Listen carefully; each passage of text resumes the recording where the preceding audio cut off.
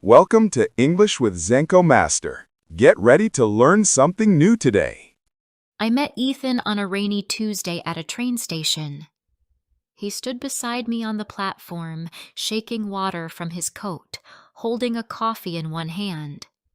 He looked like someone who had lived through something hard but had survived. That caught my attention.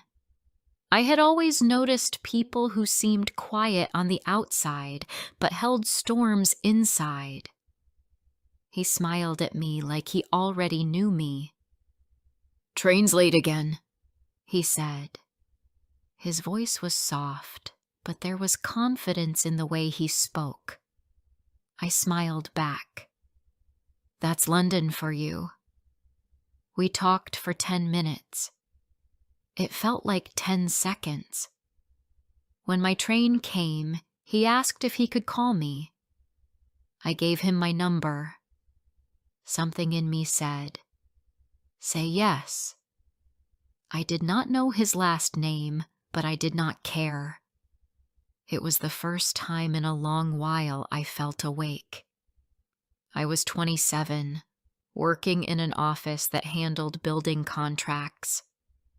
The job was fine. My life was quiet, mostly filled with emails and early nights. My last relationship had ended badly, and I had promised myself not to fall again too fast. But Ethan, he was different. Or he seemed to be. We met for dinner the next weekend. He was funny and careful with his words. He asked about my life, my family, my dreams. He listened. Not many people did that.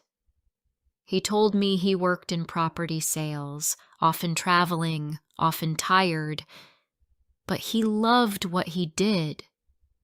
He looked at me like I mattered more than his phone.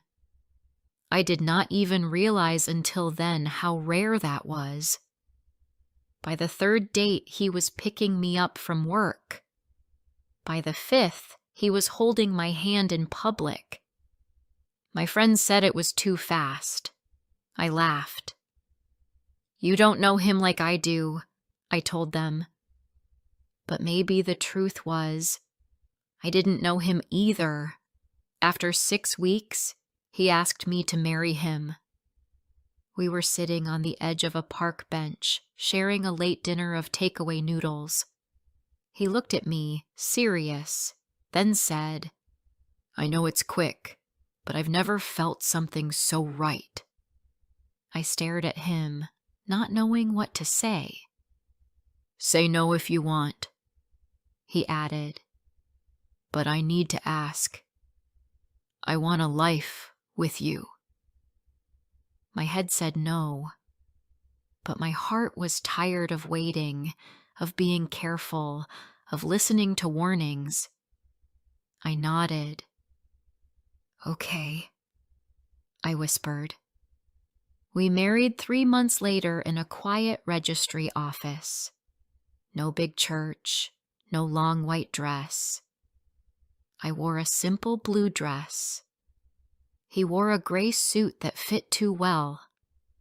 He kissed me gently and whispered, "You won't regret this." That sentence stuck with me more than the kiss. At first, marriage felt like falling asleep in warm sheets. He made coffee in the morning, called me in the middle of the day, and kissed my forehead before bed. I moved into his apartment, a large modern place on the edge of the city. It had cold walls and expensive furniture. I told myself I'd grow used to it, but slowly, small things began to feel off. He was always on his phone, but never let me see the screen. He started working late often, even on Sundays. And once, when I asked him to join dinner with my sister, he said, "Why do we need to meet your family again? We already got married, didn't we?" His smile didn't reach his eyes anymore. I told myself I was imagining things. I wanted to believe that, but the feeling in my stomach didn't go away. One night, I woke up and found the bed empty. It was 3 a. I walked into the living room. Ethan was sitting in the dark, phone in hand. When he saw me, he put it down quickly. "I couldn't sleep," he said. I wanted to ask more, but I didn't. I went back to bed. He followed 10 minutes later. His back stayed turned.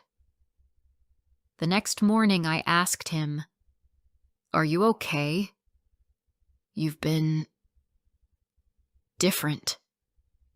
"I'm fine," he said. "You're overthinking again. You always do that." That was the first time he raised his voice. After that, things shifted faster. He stopped calling during the day. We ate dinner in silence. When I tried to talk, he said I was too emotional. One evening, I looked at him across the table and realized I didn't know this man. I had married someone I barely understood, and now I lived in his world. A few weeks later, I found something that shook me.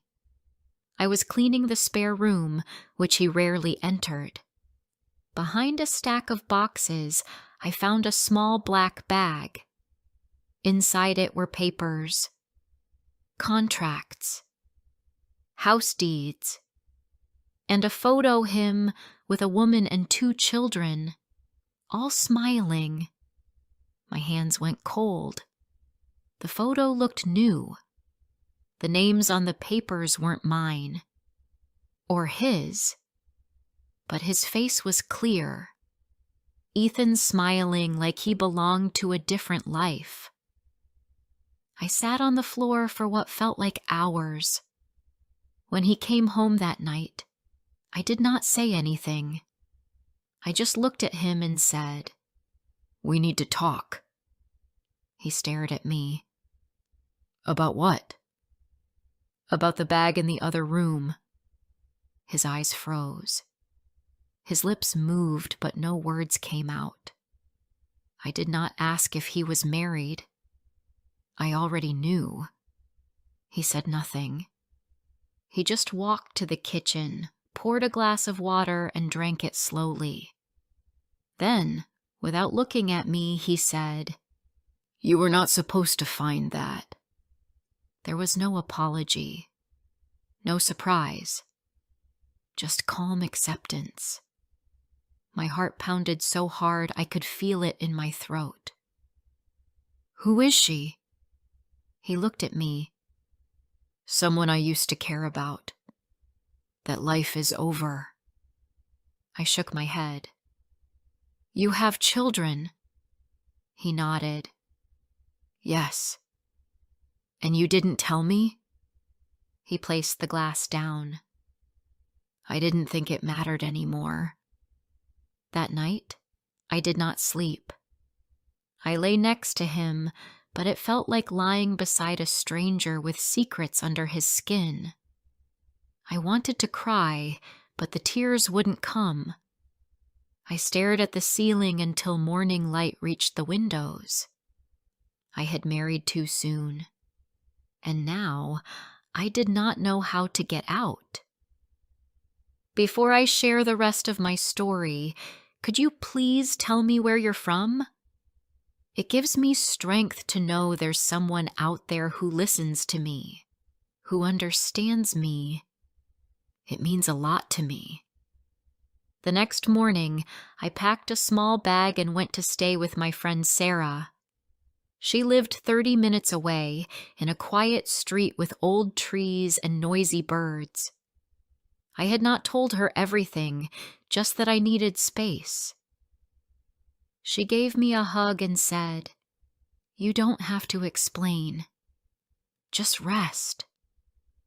I sat on her couch, looking out the window, feeling like the ground had moved beneath me. I had made a life with someone I barely knew. I had shared a bed, a home, a name, with a man who kept a whole life hidden from me. He did not call that day, or the next. On the third day, I texted him, "I'm safe. I need time." His reply came 2 hours later. "Okay. Take what you need." No questions. No concern. Just cold words on a screen. Sarah gave me tea and warm meals. She never asked too much, and I was grateful. In the silence, my thoughts started to become clearer. I thought about the way Ethan looked at me in the beginning, how warm his smile used to be, and I wondered if that smile had ever been real. I stayed with Sarah for 5 days. On the 6th, I returned to the apartment to collect more clothes. Ethan was not home. I walked through the rooms slowly. The place felt cold, even with the heating on. It was never mine, I realized. I had only lived there. I had never belonged. In the bedroom, I noticed something odd. A second phone on the nightstand. It was not his usual phone. I picked it up. It was locked, but the wallpaper showed a photo of the same woman from the other picture. She looked older than me, stronger. I put the phone down, took my things, and left. Back at Sarah's, I decided I needed answers. Real ones. Not the soft lies Ethan gave me. I called him the next morning. "Can we talk?" I asked. He sighed. "Now you want to talk?" "I need the truth," I said. He agreed to meet at a cafe near his office. It was a small place, quiet and plain. When I arrived, he was already there, sipping black coffee. He looked calm, like this was just another day. "I found the second phone," I said as I sat down. His jaw tightened. He did not speak. "Who is she?" I asked. He looked out the window. "She's my wife." I felt like I had been punched in the chest. Even though I already knew, hearing it out loud made it real. "You're married to someone else?" "I was trying to leave her," he said. "But it's complicated." I laughed. Not because it was funny, but because it was the only thing my body could do. "You married me while still married to her," I said. "You lied to me. You lied every day." He did not deny it.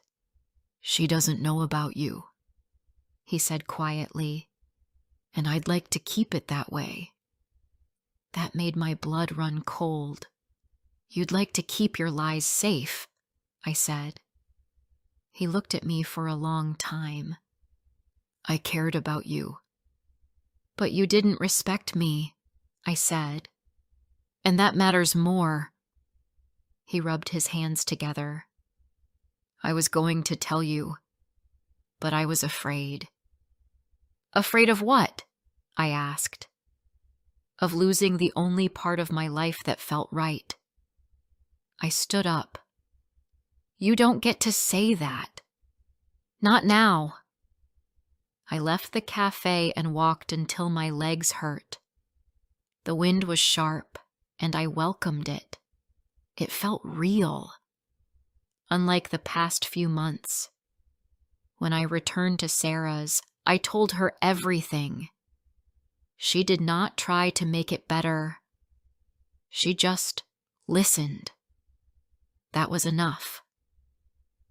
The next morning, I started looking for a new place to live.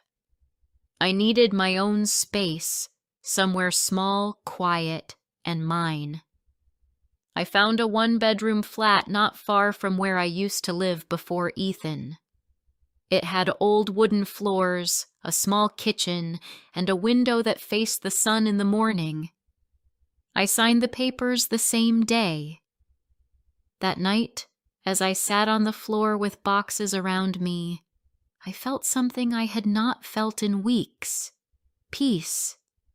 It was small, but it was there. Ethan sent me a few messages after that. He asked if I would ever come back. I never replied.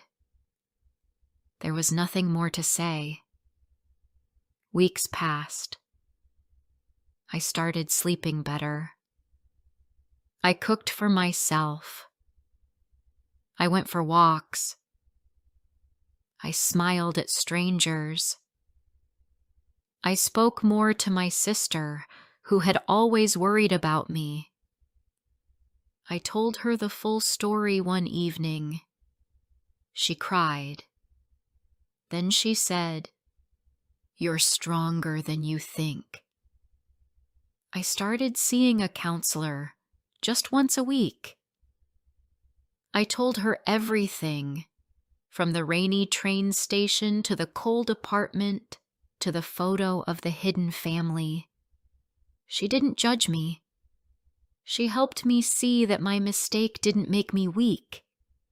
It made me human. One day, I saw Ethan on the street. He was with a woman. I recognized her from the photo. They were walking close but not holding hands. He did not see me. I turned and walked the other way. There was no anger left, only distance. And that was enough. Later that evening, I sat by the window in my flat. The sun was low, painting gold lines on the floor. I thought about love, how it should feel like safety, not fear, like honesty, not secrets, like a home you build together, not a place you borrow. I had married too soon, but now I was learning slowly how to live on my own, how to listen to my voice, how to heal. And that was something. Spring came quietly. The city softened. Trees opened their leaves again, and the air carried that clean green smell of beginnings. In my new flat, I found joy in little things. I bought a yellow lamp for my bedside. I filled a small shelf with second-hand paperbacks, some with worn covers and notes in the margins. I liked the idea of holding a story someone else had already lived with. One Saturday morning, I visited a local market. I bought oranges, fresh bread, and a small plant with tiny white flowers. The woman at the stall said it was called baby's breath. I had never been someone who cared much for plants. But now, I wanted something to take care of. Something alive that did not ask for too much. Back in my flat, I placed the plant on the window ledge. It looked small and a little lost, but I understood that feeling. I made tea, sat by the window, and watched the street below. People walked their dogs, children laughed, and the world kept moving. For the first time in months, I felt steady. At work, life felt simpler. I didn't try to prove anything anymore. I finished my tasks, smiled when needed, and left on time. My boss noticed. "You seem clearer," she said. "I like this version of you." I didn't explain. I simply nodded. A few weeks later, we got a new team member. His name was Daniel. He had kind eyes and a quiet confidence. He wasn't loud, but people listened when he spoke. He was quick with a joke, but never the kind that hurt someone else. I liked that about him. Still, I kept my guard up. We spoke during lunch breaks, at meetings, or near the coffee machine. One morning, as we waited for the machine to wake up, he said, "You seem calm, like someone who survived a storm." I looked at him, surprised. "That's one way to put it." He didn't press. He just smiled and said, "Glad you made it through." His words stayed with me the whole day. That night, I opened an old folder on my computer, one where I used to write. I hadn't touched it in nearly a year. I started reading a few lines. Then, almost without thinking, I began to write again. Not about Ethan. Not about pain. Just about small things. The sound of wind against windows, the feeling of holding a warm mug, the quiet rhythm of walking alone in the city. It felt good. It felt like coming back to myself. Daniel and I began having lunch together more often.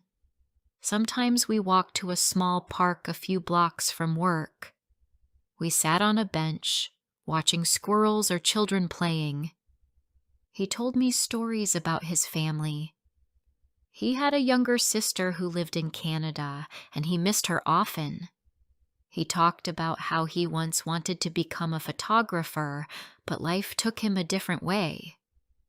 He never asked about my past. I noticed that it wasn't ignorance, it was respect. One Friday, he brought me a coffee without asking. "You look tired," he said. "Thought this might help." I smiled.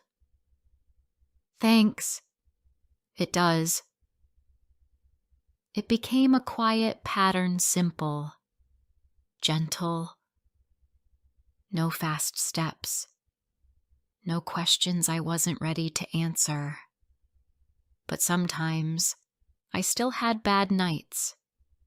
I'd wake up thinking about the photo of Ethan's hidden family, about the lies that didn't look like lies at first, about the way he said, "You won't regret this," on our wedding day. I had believed him. On one of those nights, I walked to my window. The baby's breath plant was growing. Tiny new flowers had opened. I touched one lightly. It felt real and soft, proof that healing wasn't loud. It was slow and quiet and steady. About a month later, Daniel and I went to a weekend art show. I hadn't planned to invite him, but he'd mentioned once that he liked paintings.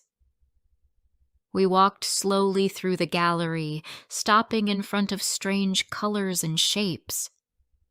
At one point, he took my hand without a word. I let him. His hand was warm and calm. I didn't pull away. That night, he walked me home. We didn't speak much, but something had shifted. Inside, I stood at the kitchen counter, making tea. I realized I was no longer afraid of starting again. I wasn't rushing toward anything, but I wasn't hiding either. A few days later, I told him everything. We sat on my couch, cups of tea in our hands, rain hitting the windows like soft fingers. I told him about Ethan, the fast wedding, the cold apartment, the secret family. I spoke slowly. I didn't cry. I had already cried enough. Daniel listened without interrupting. When I was done, he said, "Thank you for telling me." I nodded. I didn't want to carry it alone. He reached over, not to hold me, but to place his hand lightly over mine. "You're not alone." The next day, I wrote a letter not to send, just for me.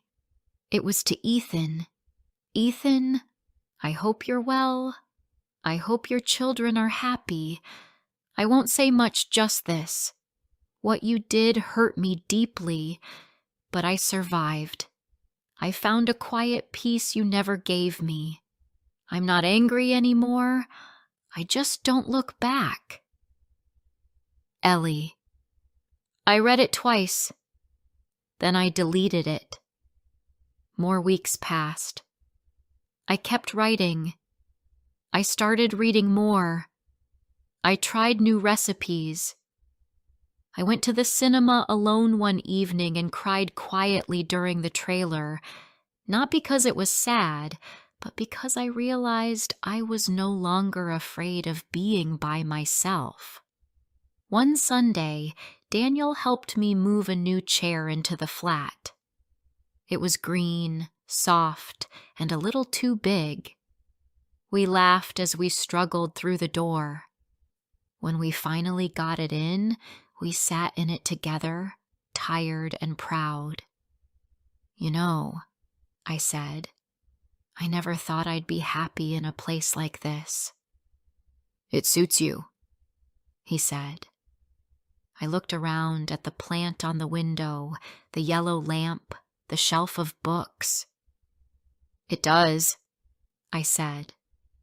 Later that evening, as he was leaving, he turned at the door. "I'm not in a rush," he said. "We can take all the time you need." I smiled. "That's all I want." That night, I looked at the sky from my window. The stars were quiet, distant, but still there. I touched the plant's leaves gently and whispered, "You're growing." So was I. I married too soon. I trusted too quickly, but I did not lose myself. I found her again, bit by bit, word by word, day by day. And this time, I would not forget who I was. I hope have enjoyed the story. Like and comment if you want to hear more soon.